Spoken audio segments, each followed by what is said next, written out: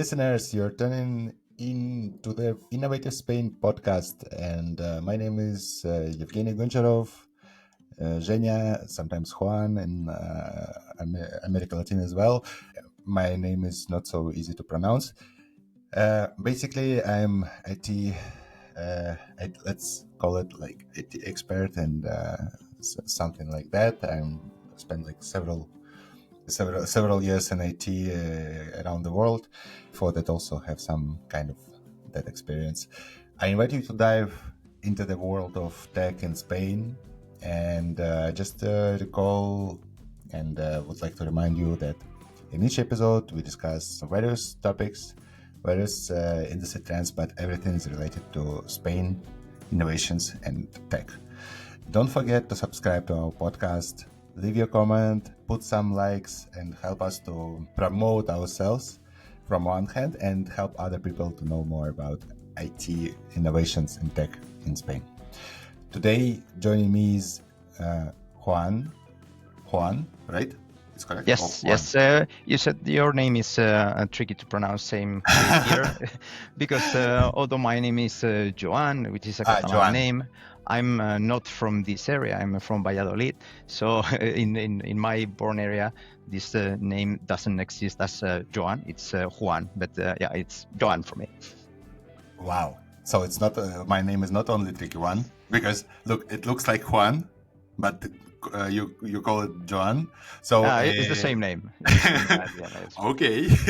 Sometimes I'm also Juan, because when people try to pronounce my name 3 or 4 times, I said like, okay, call me Juan. It's easier. I mean, it doesn't matter. So Joan Ribas 𝐒𝐲𝐬𝐬. Yes, it's a mix between a Catalan surname and a Basque surname as well. So a nice mix. Valladolid, by the way, is a fantastic city. I was there. It previous capital, right, of Spain? Yes, it was. Yes. It was capital. So with good food and good wine. Very crazy place. My highest recommendations to visit, Joan. We know that you're head of architecture at Sanoma Learning. I believe that the best way to introduce the guest is to let the guest do it by themselves. So please introduce yourself and let us know what is coming. Good. So as you mentioned, I'm the head of architecture for Sanoma Learning since 2022. Sanoma is a Finnish company that operates in most Europe. It has 2 main business areas. One is more focused on media, and the other is on education. More specifically, it's education for what is called K-12, which is primary and secondary education, starting from kindergarten, from ages between 5, 6 to 17, 18 years old. And the media branch operates basically in Finland, and the educational one operates mostly on most of Europe. Here in Spain, as this is focusing in Spain, we have several companies. Sanoma has several companies. Perhaps the best well-known is Santillana. What is our business about? It's clear from the media side is magazines, is TV, is radio, and maybe the educational one is a little more tricky. We provide tools for teachers to teach and for students to study in this K-12 area. And this includes books, applications for teaching, applications for managing the school, everything that is necessary for schools to teach and for students to study. Giving a little more of what we provide. We provide not only the books. The idea is to provide what we name methods. They are collection of books, media, applications, so that we can complete the full journey during this primary and secondary stages of the students. And one of the ways in which Sanoma has grown is through acquisitions of different companies around Europe. So this can start to bring clues now about the dispersion in terms of processes and applications and technologies that we can find in these companies. And it's one of the challenges we have as architects. Is this orchestration of all this variety. Looking for synergies, looking for efficiencies, and in terms of functionalities and processes. Something I think is interesting to highlight is that maybe we can think that education in Europe is more or less same in all the countries, because of our culture, but the reality is really different. Curriculums are different. The ways that we approach the education are different. Also, we have different cultures, languages, local laws. So everything is heterogeneous across Europe, and we can also see this inside Spain. Now we have the communities, and each community has its specific curriculum, timings, ways of doing the exams, language as well. And for this, we as the architecture department, we provide coverage to all the companies of Sanoma Learning, so that they can adapt the way they operate to these legal requirements, to the business needs. And so somehow we can get requests from the different companies that could be managed in more a central way, but others are really local, not really regional. So for each of the requests we have, we need to look for the best solution, see how can adapt the solution in order to get, as we mentioned, the synergies. And these solutions could be software evolution, changing processes, or incorporate new technologies, among other solutions we can provide. In terms of what could be our most important challenges, I would say that is harmonization. Somehow being one company, but having different companies in the countries, we want to have more or less the same way of working in all of them, to facilitate the cooperation and get the mentioned synergies. But not always it's easy to get this harmonization, because maybe we can have, as I said, different laws or different local objectives, and also this brings this difficulties now for us. And also we have legacy systems. I think it's nothing new. For most of us, we need to deal with legacy systems and legacy technologies. And in our cases, because sometimes when we provide to a school or to a municipality or to a government a solution, maybe sometimes the contract is for more than 8-10 years, because we need to cover the whole primary or the whole secondary journey. So during this time, we need to keep the application or the solution more or less as it is. We cannot introduce really huge changes, but at the same time, we need to provide them new things, such as, AI in this case is something that is trendy. We need to provide also AI related topics. John, it sounds really interesting. And for example, the last thing you mentioned about this kind of that you need to maintain old legacy, because you have a very long contract, and you can change your system a lot because of that for specific clients, for example. It's interesting part. I believe we need to revert to this. But first, could you tell us about yourself? Like, who are you exactly? Because head of architecture, for me, I will speak out loudly. Like, for me, it's really not so easy to understand, even given that I'm a tech professional. Like, who are you, what are you doing, how you build your career, how you appeared at this point? Yeah, good one. I started a long time ago with an Amstrad 512. So really long time ago. Yeah, I started my career by programming. I was a programmer in several companies. Then I entered in different consultancy firms. on which I developed my career, managing teams, managing projects, and entering in the world of filling the gap between the business and the technology. So it's something I really like, not to understand the business needs and provide the best solution for the needs of the business. And it's not always technology. We mentioned previously processes, or maybe just one document can solve the problem. So it's also this kind of understanding, if it's good to fill the gap with a piece of technology or something custom made or a process or things like that. During my career, I've been working in a consultancy firm. As you can imagine, I've been working for a lot of companies, really different, on which I got my experience in custom-made developments in enterprise applications such as SAP, Salesforce, or Oracle, and others. And this brought me here. But look, you're a very modest person as far as I can see, because you have like a black belt in Six Sigma. You get various education certifications.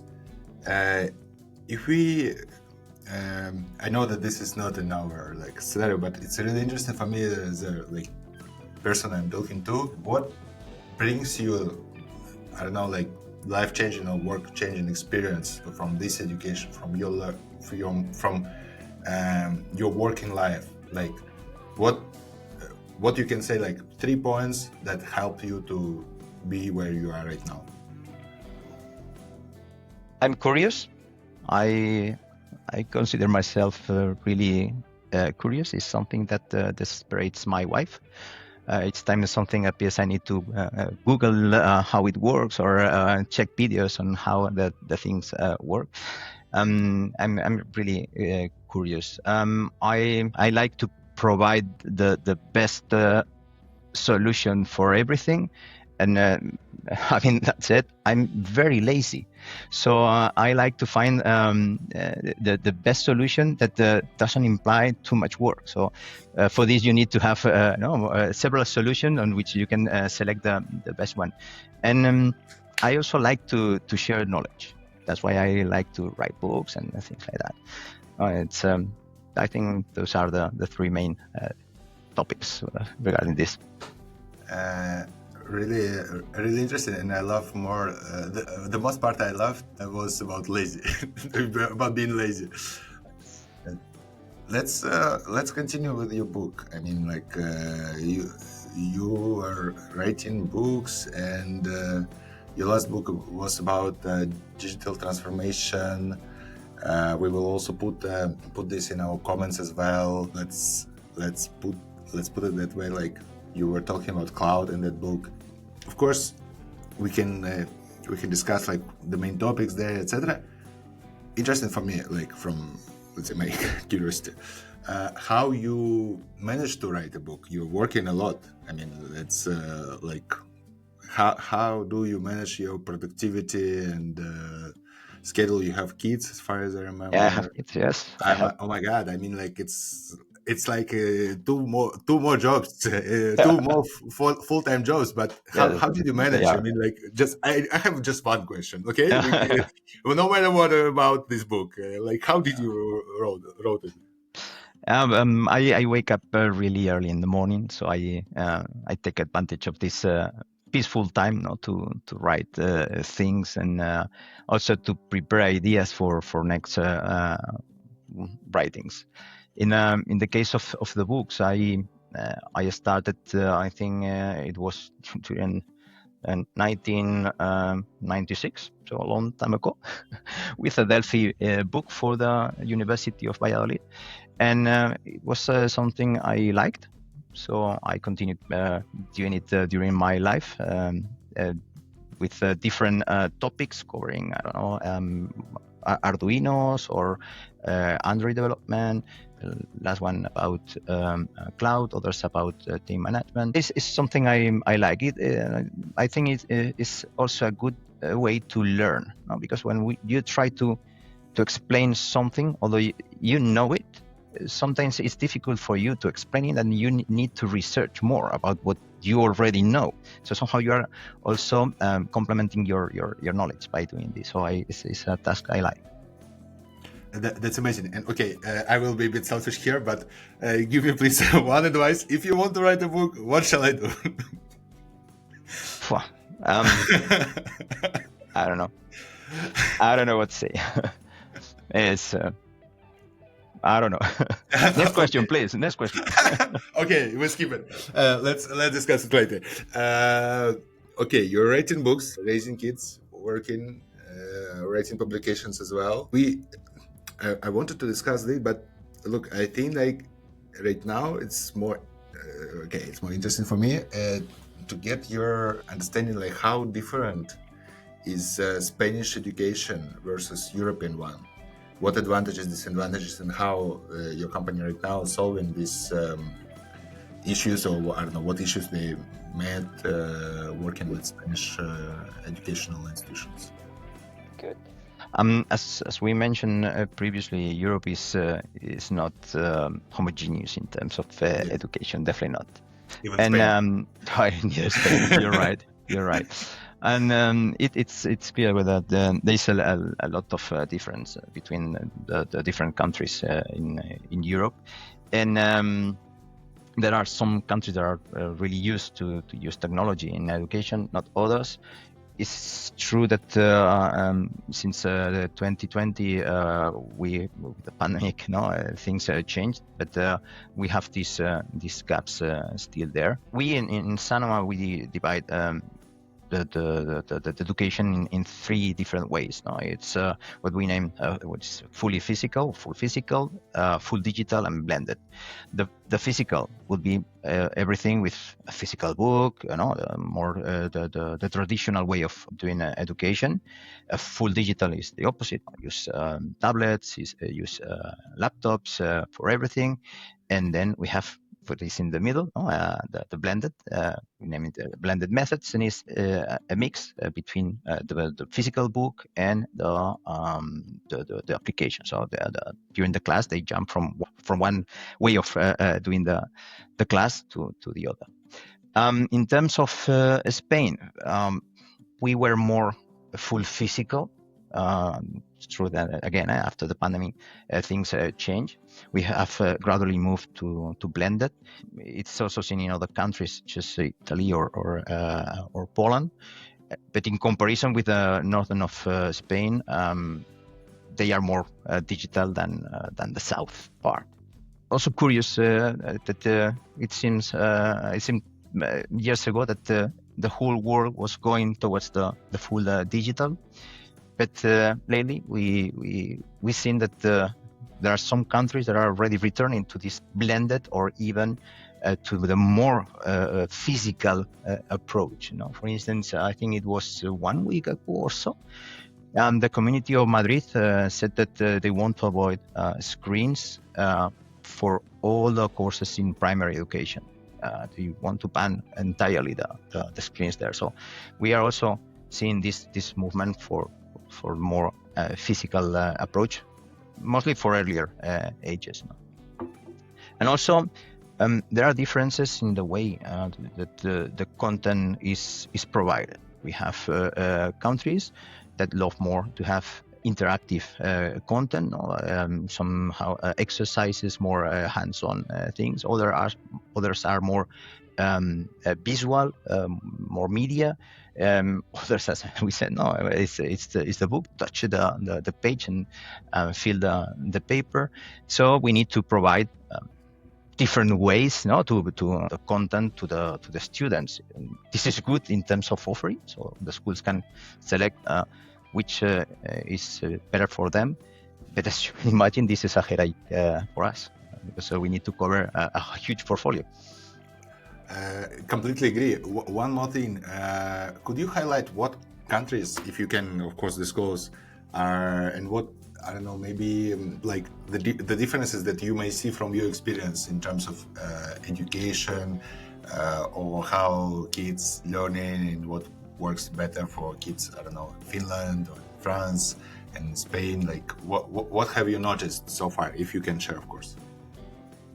I mean, I don't have the numbers to say this thing is better here or here, but what we see is that it depends a lot, not only on the country, but also depends on the teachers, and depends also on the family, because sometimes we forget that education is not only school; it's also the family. No, for this also we provide tools. We provide tools for homework, also to help the parents to help their kids to progress in their studies. But I don't have the figures to say it is better, this is worse. No, I'm more talking about differences, so it's not better or worse. Oh, differences. For instance, in the Nordics, definitely they want they like to have this media and digital things. As I said, they are moving also to the blended method. And here in Spain, we have areas on which they prefer not to use at all the physical, the digital book. So somehow it's again the north and the south. But I think the main distinction is this between north and south. So somehow you can imagine, the Netherlands is in the middle, so they prefer blended. Interesting, because that was the question I wanted to raise, given that we recently discussed in one of our previous podcasts with Sinead education and the ban for smartphones and for digital screens in schools.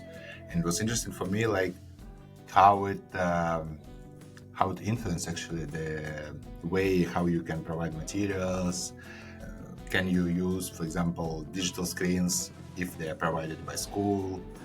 I mean, it's interesting. As far as I understand, correct me if I'm wrong, it's moving more to paper. Yeah, but again, it depends on the country. Also, here in Spain, it depends on the area.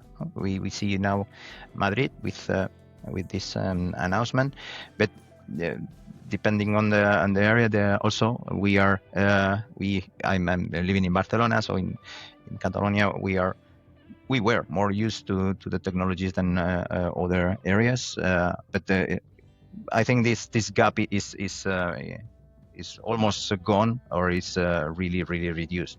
I think more or less in Spain we have the same access to the technology, but also we need to think that there are some villages that they don't have a good connection to internet. Although they can get the technology, maybe the connection to internet is not the same. So for these areas we have to provide also the content, maybe use offline technologies for them. Things to have in mind. John, thank you. One more question in, let's say, following this topic. If we're talking about educational approach, or like the way how kids are educated right now, if we compare like Spain with Finland or Singapore or I don't know, Germany, what differences you may highlight? Of course, we are not talking about numbers, but you can share your impression as well.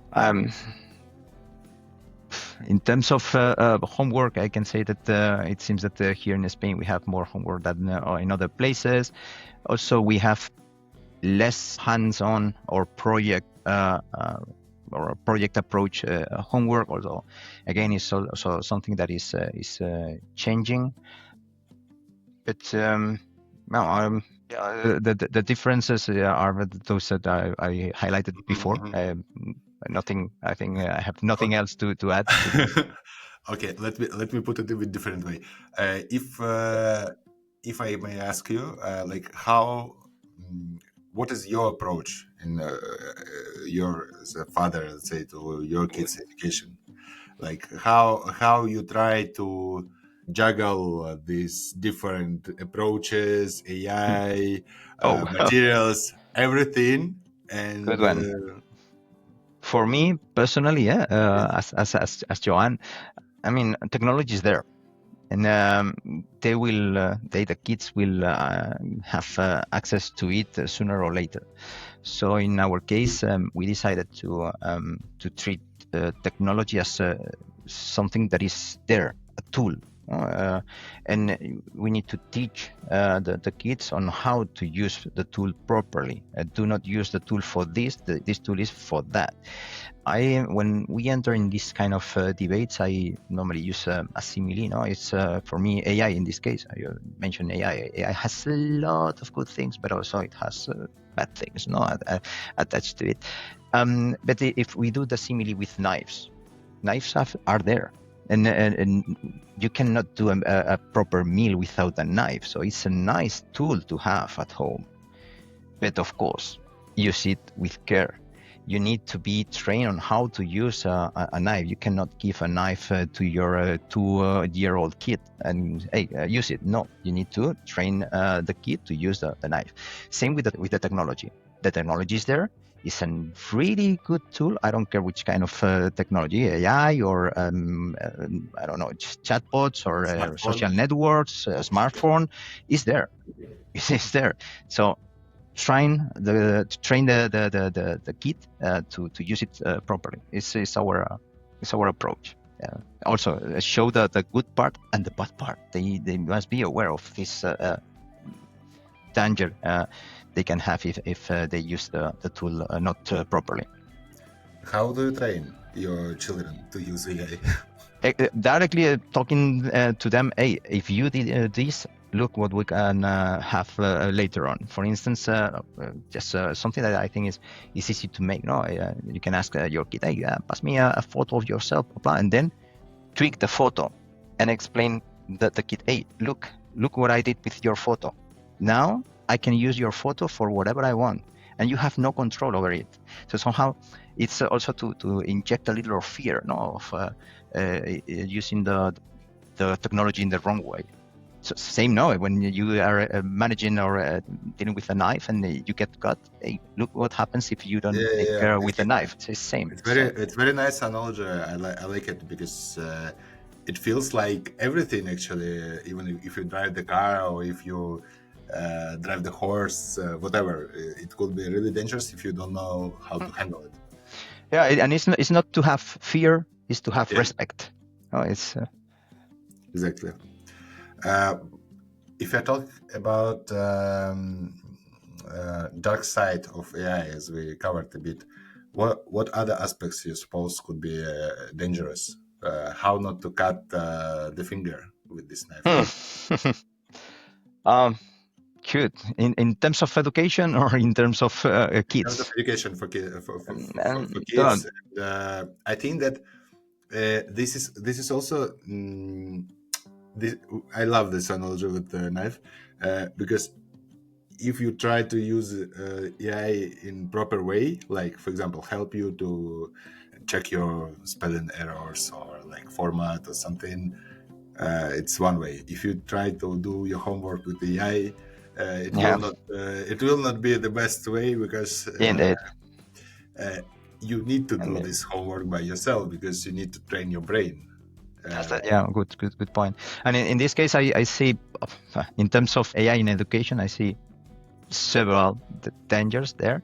Now, maybe the two most important, at least for me, is the privacy and the data security. Sometimes you don't know what is happening with your data, and maybe you are more aware, you are an adult person, you are more aware of not putting your personal data in a chat or something like this, but maybe kids not, and you don't know what is going to happen with your personal data. And the other thing is hallucinations.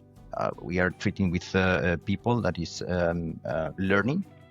So depending on which situation the hallucination appears, it can be really, really dangerous. No, maybe we are using a model that is not trained to say no, I don't know the answer. Most of the most of the models provide you an answer, although they don't know the proper answer. They somehow create things that it could work, but maybe it's not the most accurate answer. And maybe the kid is learning this, so somehow we are failing in order to provide the proper education in this case. And if we think the usage of AI in other areas of the education. For instance, I'm thinking on the editorial part on which you start to create, illustrations, for instance. Maybe the AI can create an illustration with wrong symbols or flags that must not be there. Maybe putting different characters that cannot be in the same picture chronologically speaking. So somehow it needs supervision. If we use this for creating illustrations or also text, we need this supervision. Also, if we apply AI for the content generation, could be a problem. Of course, it can foster the process of creating books and creating content, but can lead to the loss of the pedagogical essence of the content, making documents soulless without this expertise of the pedagogical experts. And many educational publishers are famous for the good content they have, because it's not only one book. They have an editorial line, or they also have content, and these parts are complementing each other to cover the whole journey between the kindergarten until the 12th grade. So it's a line to learn. And if we use AI to create this content, maybe we can lose this. It's true that maybe the publications will be equalized in terms of quality. It probably is going to be equalized downwards instead of upwards. But we will lose in terms of quality.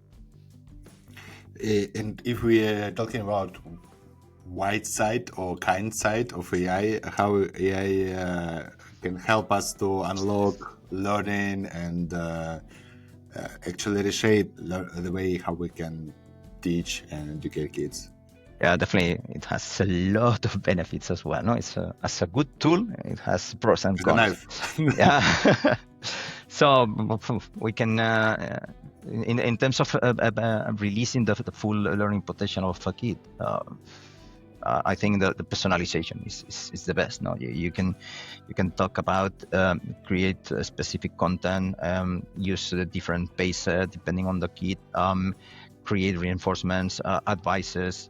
So it's to create an experience to each student. And if you ask me, can a teacher do this in a class of 20 kids? It's difficult. And also, they have the schedules. After 4 or 5 in the afternoon, they stop working. So AI can continue this work. For instance, if the kids have an exam, they can ask the AI, hey, provide me an example of the exam about this content, and get an exam, get of this and the score of this exam. Also can get advices about which points they must reinforce. So somehow they will lose these kids going to the parents asking, hey, can you ask me questions about this lesson? So it's also good for some parents. Also, we have if we leave the students and we think on other actors in the educational ecosystem, we can have teachers asking the AI ways to present some topics that could be boring for the students, get ideas on how to present this that in a way that is more attractive to them. Also, we can remove some administrative tasks. If we have less administrative tasks, teachers will have more time to teach and mentor the kids. I mean, we have many use cases, and I think the limit of these use cases is our imagination. Sky is the limit. What roadblocks do you see on the way to implement these changes? Like, I know that education is one of the main and one of the most conservative, actually, industries.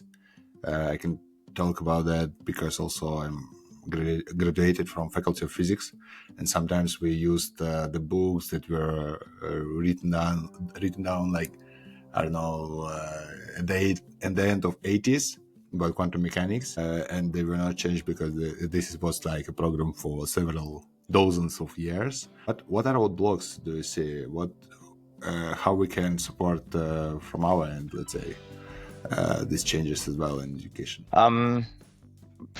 In the way we provide the content, I think it's a good advance. So then we are moving this direction. So we are not providing content as we did years ago, but in terms of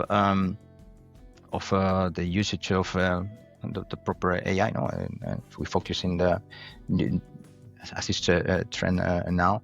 I think we can have also the idea of. It's not the idea; it's the reality that you want or not, the models have bias and they are not transparent.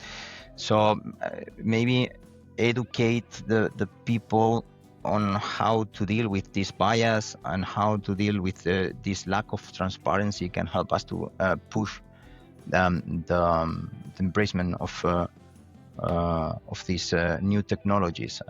Also, we see that also depends on the country, but for instance, here in Spain, we have a very conservative teachers. They prefer to continue doing the things as they've been doing for the last years.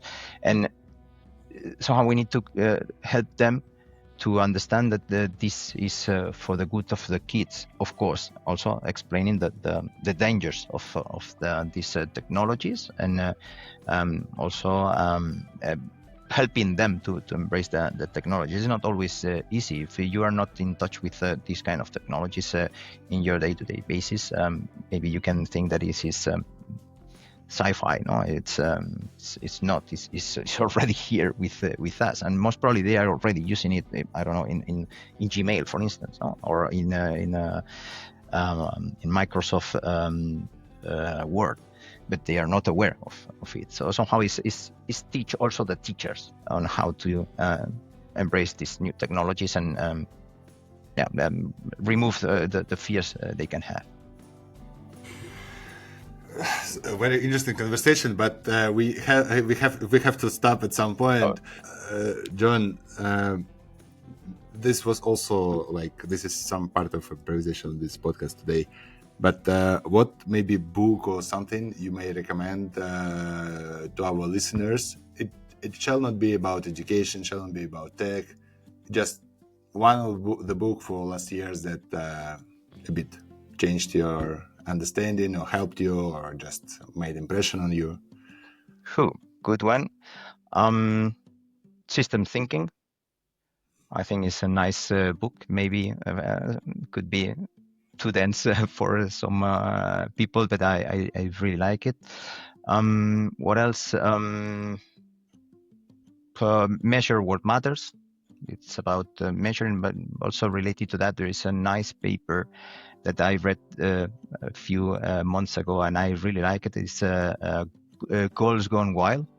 It's about the problem of setting the goals of your team wrongly. So somehow you can get the contrary of what you were trying to achieve.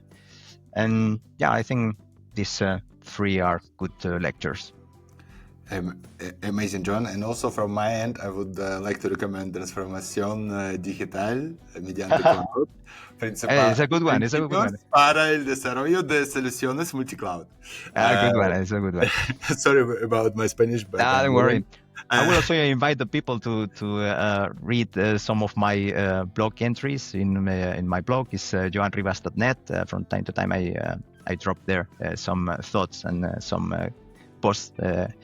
Somehow it's sometimes it's more related to technology, others is data, others is management, but somehow it also helps me to get insights about my life. Yeah, I really recommend. And we also wanted to discuss a recent article, Measuring What Matters, that John made, but